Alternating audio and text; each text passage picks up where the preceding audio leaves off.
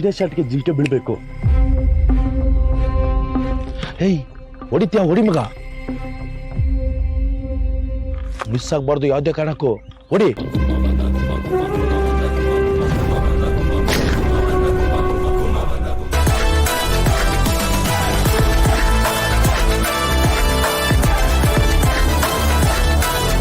ಯಾರೋ ನೀನು?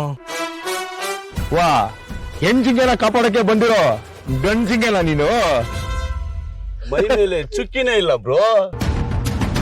ಬಟ್ಟೆ ಬಿಸ್ ನೋಡೋ ಗೊತ್ತಾಗುತ್ತೆ. ಗಂಡ್ ಮಕ್ಳ ಹತ್ರ ಮಾತಾಡೋ ಮಾತೇನ್ರ ಇದು? ಸ್ವಲ್ಪ ಸ್ಟ್ಯಾಂಡರ್ಡ್ ಆಗಿ ಮಾತಾಡ್ರೋ. ಕೆಳಗಿಳಿಬಾರ್ದು ಅಂತ ಕರ್ಣ ಬೇರೆ ಹೇಳಿ ಹೋಗಿದಾರೆ.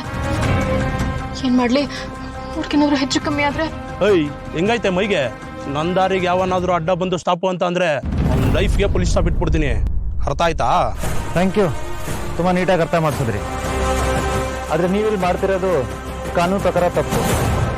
ಅಷ್ಟೇ ಯಾಕೆ, ನೈತಿಕವಾಗ್ಲೂ ತಪ್ಪೆ. ಕಾಡಲ್ಲಿ ಅದ್ರ ಪಾಡಗದು ಓಡಾಡ್ತಿರೋ ಜಿಂಕೆನ ಕೊಲ್ಲಕ್ಕೆ ನೀವೇ ಯಾರ್ರಿ? ಓಹೋ, ಇವಂದು ಅಂತಿಂತ ಕೊಬ್ಬಲ್ಲ ಕಣ್ರೋ, ನೈತಿಕವಾದ ಕೊಬ್ಬು.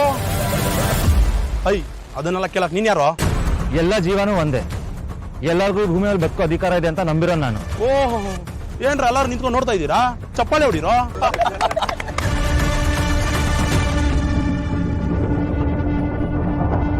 ಎಲ್ಲ ಜೀವಿ ಒಂದೇ ಅಲ್ವಾ? ಆ ಜಿಂಕೆ ಬದಲು ನೀನೇ ಹೋದ್ರೆ ಭಯ ಆಗ್ತಿದ್ಯಾ? ಹೌದು, ಒಂದು ಕ್ಷಣ ದುಡುಕಿ ನಿರ್ಧಾರ ತಗೊಂಡು ಇಡೀ ಜೀವನ ಕಂಬಿ ಎಣ್ಸಕ್ಕೆ ರೆಡಿ ಆಗಿದ್ದೀರಲ್ಲ, ನಿಮ್ಮನ್ನು ನಂಬ್ಕೊಂಡು ನಿಮ್ಮ ಮನೆಯವ್ರು ಇದ್ದಾರಲ್ಲ, ಅವ್ರು ನೆನೆಸ್ಕೊಂಡು ಭಯ ಆಗ್ತಿದೆ.